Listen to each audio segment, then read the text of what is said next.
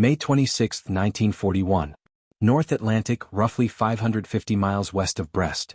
15 Fairey Swordfish biplanes lift off the pitching deck of HMS Ark Royal into a gale gusting force 8, fabric wings straining, open cockpit soaking every crewman within seconds. Below the low cloud, the German battleship Bismarck, 50,300 tons, the newest and most powerful warship afloat, running hard for occupied France and the fighter cover that would make her untouchable. She is roughly 12 hours from Luftwaffe air support out of Brest. British heavy units, King George V and Rodney, are running low on fuel and losing the chase. If Bismarck reaches port, she survives to threaten the Atlantic convoys keeping Britain fed and armed. The only strike force within range is 15 aircraft with a top speed of 138 miles per hour, a design so far behind the naval air arms of Germany, Japan, and the United States that Fleet Air Arm crews called it, half affectionately, the string bag. 90 seconds after the second strike goes in, one torpedo does what 3 heavy cruisers, 2 battleships, and an entire day of pursuit could not. It jams Bismarck's rudder 12 degrees to port and locks her into an uncontrollable turn toward the guns closing in behind her. The most powerful battleship in the German Navy has been beaten by an aircraft that first flew in 1934.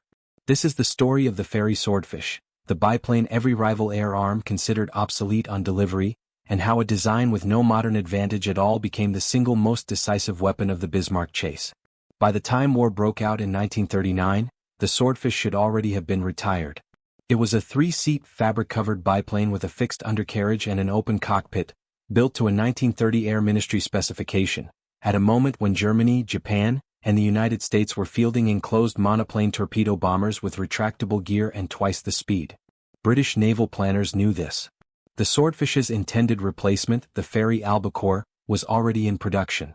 The Royal Navy kept flying Swordfish anyway for a reason that had nothing to do with speed.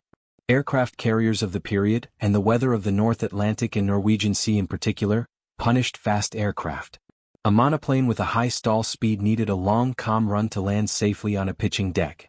The Swordfish stalled at around 55 miles per hour.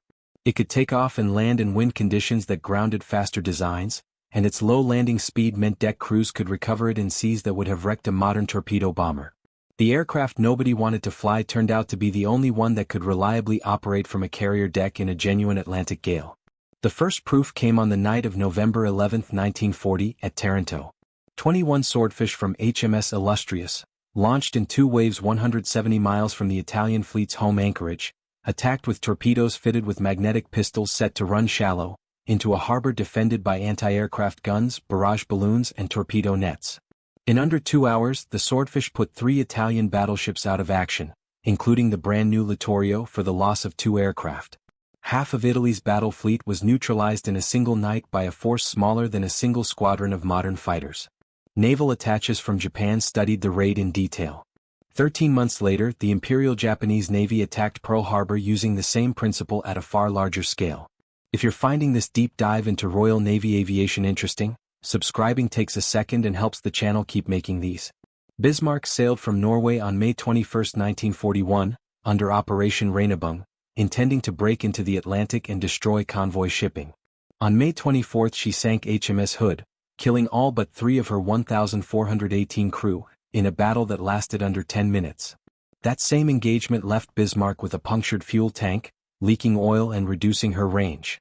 Admiral Gunther Lütjens made the decision to break contact with the pursuing British force and run for Brest, where German aircraft and U-boats could shield her for repairs. On May 25, British radar and shadowing cruisers lost her entirely. For over 30 hours the most powerful ship in the German Navy vanished into the North Atlantic while the Admiralty threw almost every available heavy unit into the search. She was relocated on May 26 by a Royal Air Force Catalina flying boat, roughly 700 miles from Brest and closing. Rodney and King George V were converging but were running dangerously low on fuel and could not guarantee an intercept before nightfall put Bismarck within range of shore-based air cover. The only force close enough and fast enough to slow her down was the strike wing aboard Ark Royal, flying the aircraft the rest of the world's navies had already abandoned. The first strike launched that afternoon in worsening weather. 15 Swordfish descended through cloud onto a warship in the mist below, and every pilot committed to the attack, only to discover their target was HMS Sheffield, a British cruiser that had been shadowing Bismarck and was not where the strike leader expected her to be. 11 torpedoes were fired. None hit, The new magnetic detonators, the same type used at Taranto, ran faulty in the rough seas and either exploded early or failed to trigger. Sheffield survived through luck and evasive maneuvering. The strike returned to Ark Royal, rearmed with contact-fused torpedoes instead, and launched again at 7:10 that evening into force 8 winds and a heaving deck that made takeoff itself dangerous. 15 aircraft found Bismarck in the last hour of daylight and dove through intense anti-aircraft fire in pairs. Here the Swordfish's supposed weakness became its answer to modern gunnery. Bismarck's anti-aircraft fire control computers were calibrated for high-speed monoplane attack profiles, aircraft closing at 200 miles per hour or more. The Swordfish attacked at barely 90 knots, so slow that German gun directors consistently overcorrected, aiming ahead of a target that wasn't moving fast enough to reach the predicted point. Bismarck's own captain later noted that her flak defense, built around some of the most advanced fire control equipment in any navy, simply could not solve for an aircraft that flew like it belonged to the previous war. 2 torpedoes struck home. One hit amidships and caused only modest damage.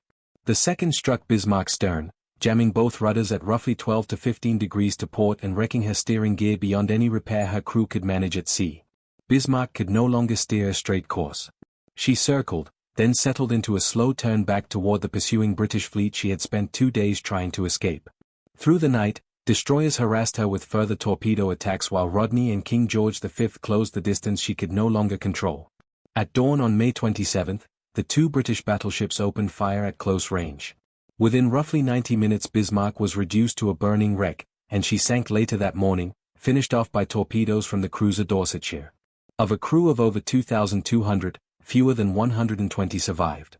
The aircraft that made that outcome possible flew at a speed comparable to a modern highway car, carried an open cockpit that soaked its crew in freezing spray on every sortie, and would have been laughed out of any other Navy's frontline service by 1941. The Fleet Air Arm kept flying it because carrier decks in bad weather rewarded a low stall speed over raw performance, and because a slow, maneuverable aircraft turned out to be nearly impossible for contemporary anti-aircraft fire control to solve for.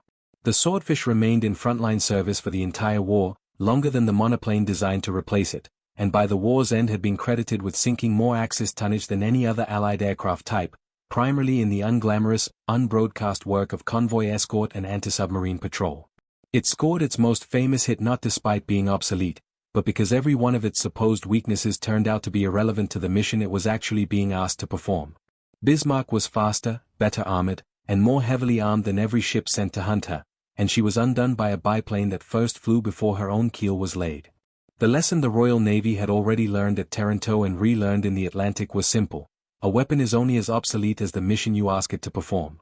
Nobody who watched the Swordfish stagger off Ark Royal's deck into a force 8 gale that evening in May 1941 believed it would decide the fate of the most powerful battleship in the world. 90 seconds after the torpedo struck, they didn't need to believe it anymore.